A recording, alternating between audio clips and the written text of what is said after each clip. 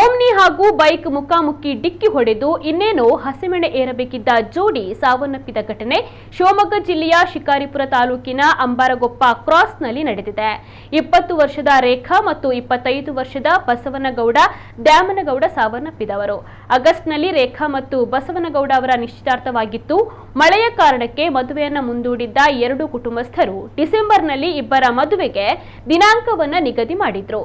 ಶಿಕಾರಿಪುರ ಗ್ರಾಮಾಂತರ ಪೊಲೀಸ್ ಠಾಣೆಯಲ್ಲಿ ಪ್ರಕರಣ ದಾಖಲಾಗಿದೆ.